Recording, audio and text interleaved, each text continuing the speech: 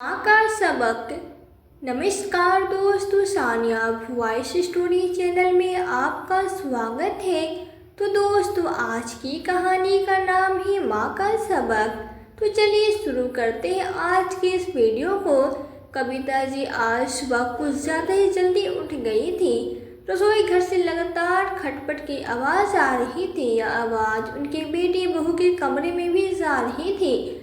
तभी उनकी बेटी प्रशांत की नींद खुली और अपनी पत्नी सुमन से बोला, अरे इतनी सुबह सुबह माँ रसोई घर में क्या कर रही है, देखो तो। ऐसा कहते हुए जैसे ही प्रशांत उठने लगा तभी सुमन बोली, अरे कहीं जाने की ज़रूरत नहीं है, बिना मतलब अपनी नींद हराम कर रहे हो। तुम्हारी माँ अपने पीने के लिए पानी गर्म कर रही होगी और इस चक्कर में हमारी नींद खराब कर देती है। तुम्हें कितनी बार कहा है सोने से पहले दरवाज़ा अच्छी तरह बंद कर दिया करो, लेकिन तुम कहाँ मानते हो।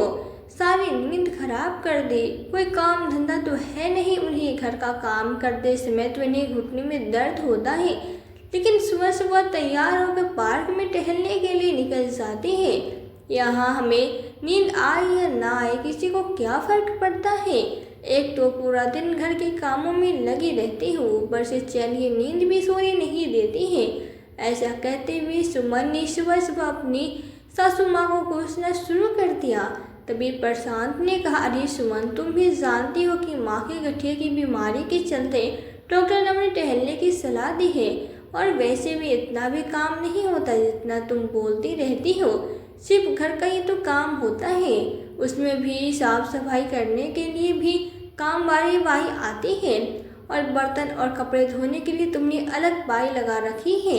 सिर्फ खाना पकाने का काम होता है और उसमें भी माँ तुम्हारी मदद कर देती है। सब्जियाँ छीलने काटने जैसे काम तो तुम्हें करने ही नहीं पड़ते, फिर भी न जाने क्यों तुम पूरा दिन काम काज की रट लगाए रहती हो। अच्छा, तुम तो खा पीकर अपने ऑफिस के लिए निकल जाते हो। यहाँ पीछे घर का इतना काम होता है कि करते करते मेरी तो कमर ही टूट जाती है। और माँ जी को तो तुम जानते ही हो, शाम को भी घर पे कहाँ बैठती है, सत्य भजन सुनने मंदिर चली जाती हैं। घर पे तो उनका दिल ही नहीं लगता। अरे जब उन्हें घर पे रहना पसंद ही नहीं तो उन्हें वृद्ध आश्रम ही भेज दो, तुम्हारी माँ को भी चैन मिल जाएगा और मुझे भी। तभी प्रशांत गुस्से से बोला, सुमन, आज तो तुमने यह बात कह दी है, लेकिन आइंदा कभी इस बात को दोहराया तो मुझसे बुरा कोई नहीं होगा। उनके कमरे का दरवाज़ा खुला होने के कारण कविता जी को कान में सारी बातें जा रही थी। बहू के विचार जानकर उसके दिल को दुख तो हुआ, लेकिन उन्होंने कुछ न कहना ही उचित समझा और पार्क चली गई। नाश्ते के बाद कविता जी जो दोपहर की साग सब्जी लेकर काटने बैठ गई। उस समय सुमन अपने कमरे से तैयार होकर बाहर निकली और बोली, माँ जी, मैं जरा अपनी सहेली पूजा के साथ बाजार जा रही हूँ, हो आने में कुछ देर हो जाएगी। तभी कविता जी अपनी बहू से बोली, बहू, मेरा चश्मा टूट गया है, अब प्रशांत से क्या कहूँ, वो तो सुबह जाता है और रात को घर लौटता है। तुम बाजार जा ही रही हो तो मेरा चश्मा तुम ही बनवा लाना। तभी सुमन बोली, माँ जी, इस महीने खर्चा बहुत ज़्यादा हो गया है और मुझे भी अपनी सहेली की शादी के लिए शॉपिंग करनी है, इसलिए अभी टूटे चश्मे से ही काम चलाइए। और वैसे भी आपको कौन सा ऑफिस का काम करना होता है, तो चश्मे के बिना नहीं रह पाएंगे। अगले महीने में आपका चश्मा बनवा लाऊंगी। तो कविता जी बोली, ठीक है बहू। सुमन अपना पर्स उठाकर चलती बनी। चश्मे के बिना कविता जी बहुत मुश्किल से गुजारा कर पा रही थी। एक दिन उनका पोता मोहन उनके कमरे में बैठकर खेल रहा था। उसने पानी मांगा तो कविता जी रसोई घर में पानी लेने गई, लेकिन बिना चश्मे के कुछ साफ दिखाई नहीं दे रहा था। अचानक उनका हाथ कांच के गिलास से टकराया और गिलास नीचे गिर गया और टूट गया। जैसे ही सुमन ने कुछ टूटने की आवाज़ सुनी तो गुस्से से तमतमाते हुए बाहर निकली। फर्श पे देखा तो कांच का गिलास टूटा हुआ पड़ा था। देखते ही आग बबूला होते हुए सुमन बोली, भगवान ने दो दो आंखें दी है तो देखकर काम नहीं कर सकती। आप मेरा इतना महंगा इम्पोर्टेंट गिलास तोड़ दिया, मालूम भी है ये मेरी माँ ने दिया है। बिना मतलब इतना नुकसान कर दिया। सुमन की आवाज़ सुनते प्रशांत बाहर आया। क्या हुआ सुमन, तुम इतना चिल्ला क्यों रही हो? देखो ना देखो, तुम्हारी माँ ने मेरा कितना महंगा गिलास तोड़ दिया। जानते हो जब मेरी माँ ने दिए थे तभी प्रशांत ने कहा, अरे गलती से टूट गया होगा, इसमें इतना चिल्लाने वाली क्या बात है? बिना बात के बतंगड़ बना तो कोई तुमसे सीखे। तभी प्रशांत ने अपनी माँ की ओर देखा तो बोला, अरे माँ आप चश्मा क्यों नहीं पहनते? इस कारण ही शायद आपको कुछ नजर नहीं आया होगा बेटा, वो मेरा चश्मा। अभी कविता जी बोल ही रही थी कि सुमन बोली, भगवान जाने कौन सी दुनिया में गुम रहती है तुम्हारी माँ, बिना मतलब मेरा नुकसान कर दिया। बड़बड़ाते हुए सुमन अपने कमरे में चली गई। इधर सुमन जी को कुछ समझ नहीं आ रहा था कि आखिर उन्होंने ऐसा भी क्या कर दिया था जो उनकी बहू इतना बरस पड़ी। दरअसल सुमन पर अपनी मॉडल सहेलियों का काफ़ी प्रभाव था। उसकी अधिकांश सहेलियां या तो अपनी सास ससुर से अलग होकर अपनी अलग गृहस्थी बसा चुकी थी या फिर उन्हें वृद्ध आश्रम भेजकर उनकी जिम्मेदारियों से मुक्त होकर स्वतंत्र जीवन बिता रही थी।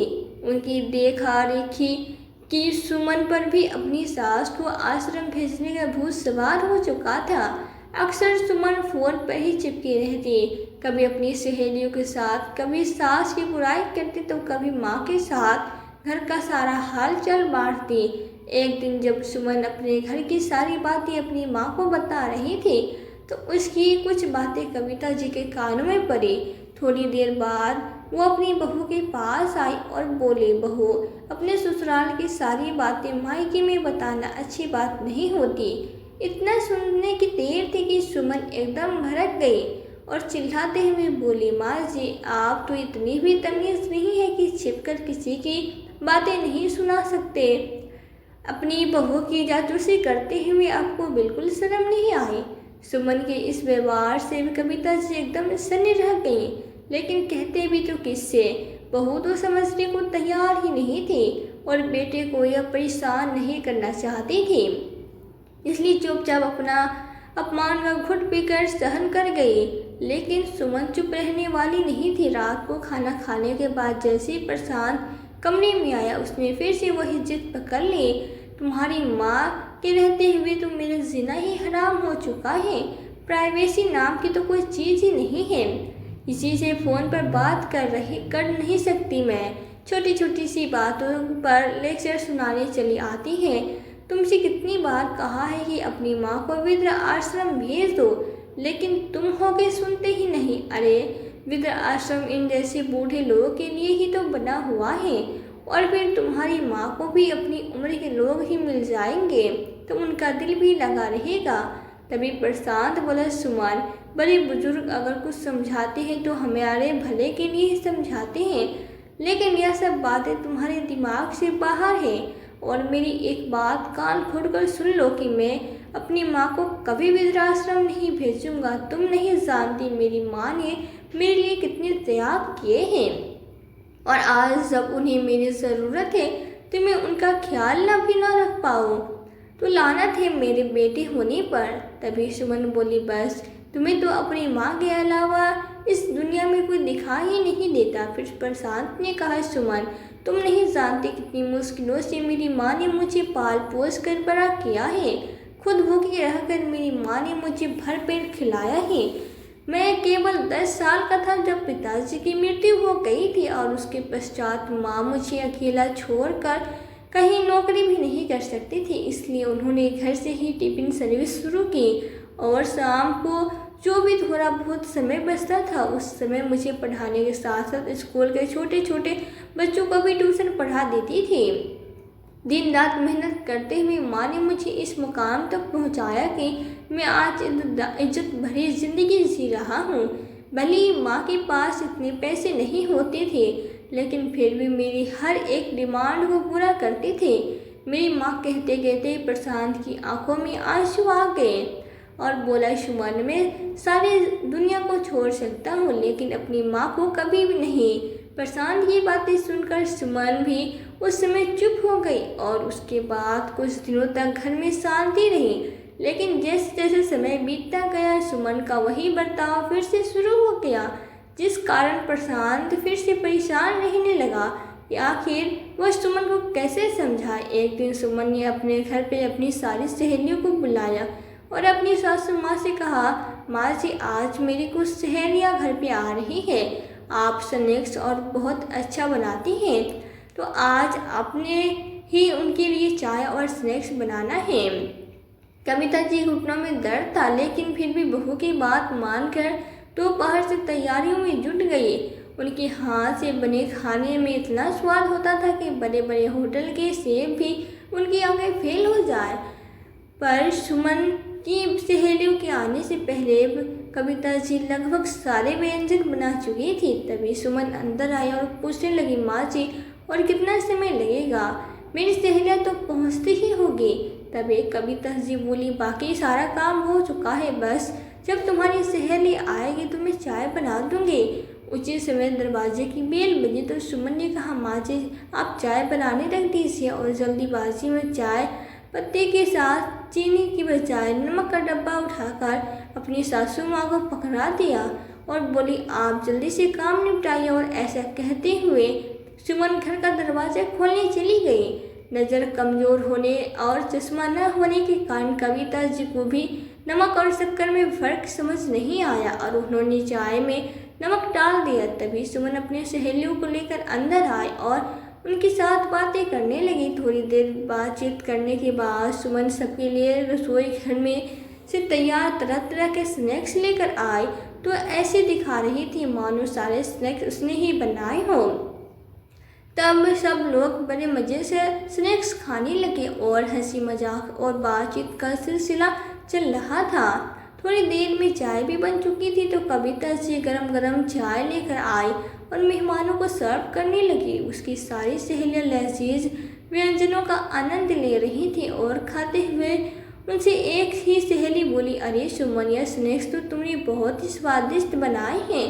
तभी दूसरी सहेली बोली, हाँ यार पकौड़ा का तो कोई जवाब ही नहीं, इतनी स्वादिष्ट पकौड़े तो मैंने आज पहली बार खाए हैं। तभी एक और सहेली ने कहा, लेकिन यह तो बताओ यह सब बना तुमने सीखा कहाँ से?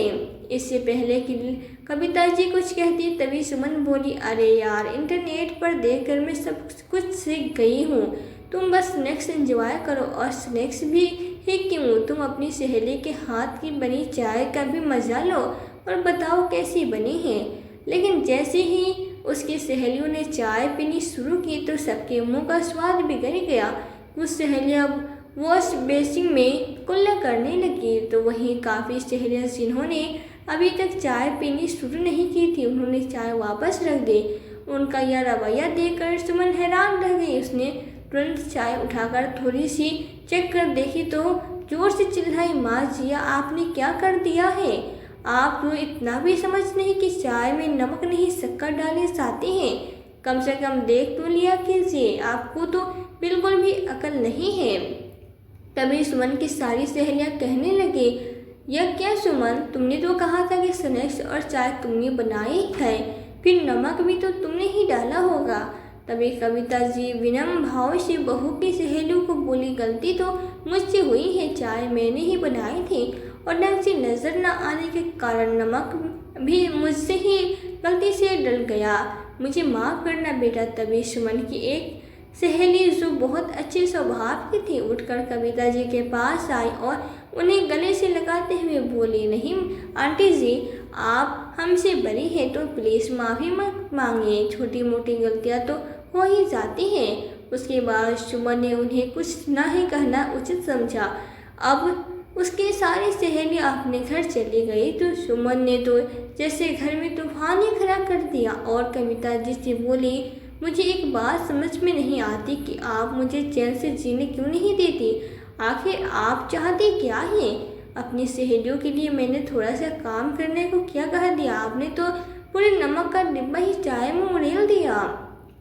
अगर कुछ नहीं बनाना था तो बोल दिया होता, लेकिन इस तरह मेरी बेइज्जती करवाने की क्या ज़रूरत थी? तभी कविता जी बोली, बहू मैंने तो अपनी तरफ से सब कुछ अच्छा ही बनाया था और जब चाय बनाने लगी तो नमक का डिब्बा भी तुमने ही मेरे हाथ में दिया था, यह कहकर कि मेरी सहेली आ गई है और जल्दी से चाय बना दो। अब यदि मुझे वो नमक चाय में डाल गया तो इसमें मेरा क्या कसूर था। अभी यह सब बातें चल ही रही थी कि प्रशांत भी घर आ गया और सुमन को गुस्से में देखकर उसने कारण जानना चाहा तो सुमन, मैं भी परेशान आ चुका हूँ। सुमन ने अपना सामान पैक किया और जैसे ही जाने लगी तो प्रशांत से बोली, अगर तुम चाहती हो कि हमारी गृहस्थी फिर से पहले से अपनी माँ को वृद्धाश्रम में छोड़ देना, मैं वापस आ जाऊंगी, नहीं तो मैं यहाँ कभी लौट कर नहीं आऊँगी। ऐसा कहकर सुमन अपनी मायके चली गई, लेकिन प्रशांत ने उसे रोकने की कोशिश नहीं की, क्योंकि अब वो इस समस्या का हल चाहता था। आज घर में जो कुछ भी हुआ था वो सब देखकर कविता से बहुत ज़्यादा चिंता में पड़ गई। फिर प्रशांत के पास आकर बोली, बेटा तुम कोई ऐसा कदम मत उठाना जिससे समस्या और बढ़ जाए। मेरे कारण तुम्हारी गृहस्थी खराब हो, यह मैं नहीं चाहती, इसलिए मैं कल ही वृद्ध आश्रम चली जाऊंगी, फिर तुम बहू को वापस ले आना। फिर प्रशांत बोला, नहीं माँ, गृहस्थी किसी का एक इंसान के भरोसे नहीं चलती, इसमें दो लोगों का बराबर का योगदान होता है, लेकिन यहाँ तुम्हारी बहू किसी भी तरह का योगदान देना ही नहीं चाहती। अब उसे उसकी भाषा में ही समझाना पड़ेगा। ऐसे सोचते हुए उसने कहीं फ़ोन लगाया। इधर सुमन जब ससुराल से झगड़ा करके अपनी मायके आ गई तो उसके माँ बाप को उसकी चिंता सताने लगी, परंतु किसी ने उसे कुछ नहीं कहा। 2 दिन बाद उसकी भाभी ने भी उसकी खूब खातिरदारी की, मगर तीसरे दिन जब सुमन अपने माता पिता के साथ बैठी हुई थी तो उसकी भाभी ने खाना लगाया। खाने के प्लेट देखते ही सुमन के पिता उसकी भाभी से बोले, बहू सब्जी में तेल बहुत से ज़्यादा है, तुम्हें तो मालूम है कि मैं ब्लड प्रेशर का मरीज हूँ, इसलिए तेल थोड़ा कम डाला करो। तभी उसकी भाभी गुस्से में बोली, पिताजी यह तो आपका रोज का काम है, कभी आपको सब्जी में तेल ज़्यादा लगता है तो कभी चाय में शक्कर और कुछ नहीं तो सूखी रोटी का रोना रोने लगते हैं। मैं तो परेशान हो गई हूँ इस रोज रोज की किटकिट से, सारा दिन काम में लगी रही और ऊपर से आप लोग की है टोका टोकी। और फिर सुमन की ओर देखते हुए बोले, आए दिन घर में कोई ना कोई मेहमान आ जाता है, वो अलग, न तो मुझे यहाँ प्राइवेसी मिल पाती है और न ही मैं अपने हिसाब से जी पाती हूँ। अब मुझसे नहीं होती आप सब लोगों की खातिरदारी, मेरी अपनी भी जिंदगी है, अब मुझे आप लोगों से अलग रहना है। सुमन अपनी भाभी की ऐसी बातें सुनकर हैरान रह गई। फिर बोली, भाभी जरा सी बात है तो आप इतना गुस्सा क्यों कर रही हैं। तब उसकी भाभी बोली, दीदी आपके बीच में बोलने की कोई ज़रूरत नहीं है, यह हमारे घर का परिवार का मामला है, आप अपना घर देखिए, आप इस घर की मेहमान हैं तो मेहमान बनकर ही रहिए। फिर सुमन गुस्से में बोली, भाभी आपकी हिम्मत कैसे हुई मुझे मेहमान कहने की, इस घर की बेटी हूँ मैं, मेरा भी इस घर पे पूरा हक है। दीदी आपका घर तो वो है जिसे आप छोड़कर यहाँ आकर बैठ गई हैं। अपनी भाभी को ऐसे बोलते देख सुमन तो उसे देखते ही रह गई। उसे अपनी भाभी का यह व्यवहार बहुत बुरा लगा। फिर थोड़ा संयम रखकर सुमन बोली, भाभी लेकिन पापा ने तो ऐसा भी क्या कह दिया था जो आप इतना चिढ़ गई और अब अलग रहने की बात कर रही हैं। मुझे तो हैरानी हो रही, आप तो कभी ऐसी नहीं थी, आप तो हमेशा हंसते हुए सारे घर का काम करती थी और माँ बाबूजी दोनों को खूब इज्जत देती थी, लेकिन अब ऐसा क्या हो गया कि आप पिता का मन अपने ससुर के साथ इतना बुरा व्यवहार कर रही हैं। तभी सुमन की भाभी बोली, क्यों इसमें हैरानी की क्या बात है, आजकल तो कोई लड़की अपनी सास ससुर के साथ रहना ही नहीं चाहती, सभी लड़कियां अपना अलग अलग परिवार बसाना चाहती हैं। उन्हें अपना पति तो पसंद है लेकिन उसके माता पिता की सेवा करना नहीं चाहती, ज़्यादा दूर क्यों जाना, आप अपने ससुराल में ही देख लीजिए, आपकी सास दिन भर आपके साथ घर के कामों में आपका हाथ बटाती हैं, लेकिन फिर भी अपनी सास की परिस्थिति आपको अपने घर में इतनी खटकती है कि आप सास को वृद्धाश्रम भेजने के लेकर अपने मायके आकर बैठ गई। फिर आप यह सब बातें मुझसे कैसे कह सकती हैं। अपनी भाभी की यह बातें सुनकर सुमन की आंखों में आंसू झलक पड़े और अपनी माँ की ओर देखने लगी। तभी उसकी माँ ने उसे एक जोरदार तमाचा उसके गाल पे जड़ दिया। अपनी माँ के ऐसा व्यवहार देखकर सुमन हैरान रह गई और बोली, माँ, आप लोगों के साथ भाभी इतना बुरा व्यवहार कर रही हैं और थप्पड़ मुझे लगा रही हैं। तभी उसकी माँ गुस्से में बोली, बेशरम लड़की, जब तुम अपनी सास पे चिल्लाती हो, उन्हें इतनी बातें सुनाती हो, यहाँ तक कि उनसे अलग रहने की जिद में उन्हें वृद्धाश्रम भेजने पे अड़ी हो, तब तुम्हारे यह विचार कहाँ चले जाते हैं? जिस इंसान के पैसों से तुम ऐश करती हो, उसी को जन्म देने वाली माँ को डांटती फटकारती हो, उसकी बेइज्जती करती हो, तब तुम्हें इस बात का कोई एहसास नहीं होता कि अपनी माँ समान सास होती हैं। तब तुम अपने आप को बिल्कुल सही समझती हो, लेकिन जब वही व्यवहार तुम्हारी भाभी ने हमारे साथ किया तो तुम्हें अपनी भाभी गलत लगती है। अपने माँ बाप के साथ ऐसा व्यवहार होते देखकर तुम्हें कितना दुख हो रहा है। इतनी बात सुनते ही सुमन की नज़र शर्म से झुक गई। बेटी, मैंने तुम्हें कितना समझाया करती थी, अपने ससुराल की बातें अपने ससुराल तक ही सीमित रखा करो। अपने मायके में कोई बताने की ज़रूरत नहीं है। हमारी परवरिश तो ऐसी नहीं थी। मैंने कभी तुझे गलत सलाह नहीं दी, लेकिन आज तूने जो हरकत की है उससे के कारण हमारी परवरिश पर भी सवाल उठेंगे। तेरे ससुराल वाले तो यही सोचेंगे कि तेरी माँ ने ही तुझे अपनी सास को वृद्धाश्रम भेजने की सलाह दी है, गलत बातें सिखाई है, या आज से पहले तूने अपनी भाभी को इस तरह हम लोगों से बात करते हुए देखा है?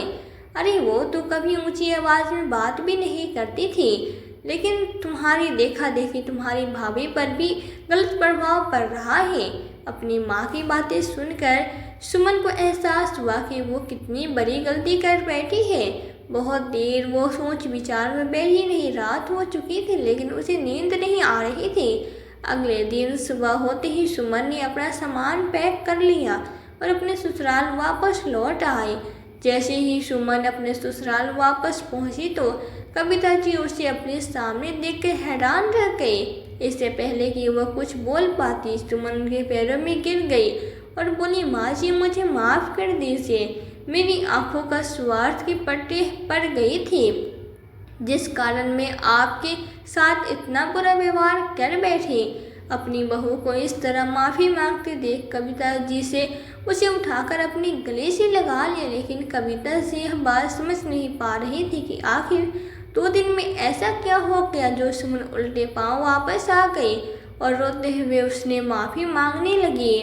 प्रशांत जो ऑफिस जाने के लिए अपने कमरे में तैयार हो रहा था, सुमन की आवाज़ सुनकर बाहर निकला। सास बहू को इस तरह गले लगते देख उसके चेहरे पे मुस्कान आ गई।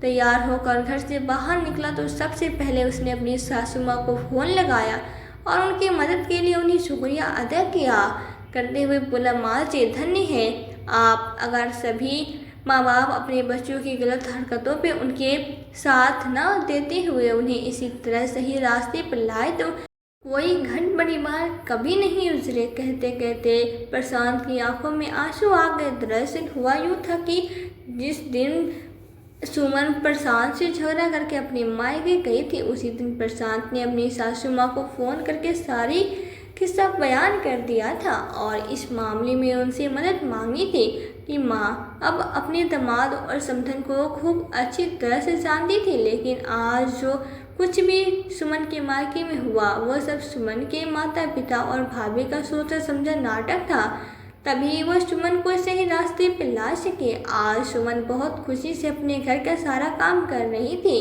और कविता जी के साथ खूब हंस बतिया रही थी। जब प्रशांत घर लौटा तो चीखने चिल्लाने की आवाज़ों के स्थान पर हंसी ठिठोले की आवाज़ एक दूसरे घर में गूंज रही थी। यह नज़ारा देखकर प्रशांत सोचने लगा कि माँ की तरह यदि सभी माता पिता समझदारी से काम लें तो बहुत से घर उजड़ने से के बजाय बच जाएंगे।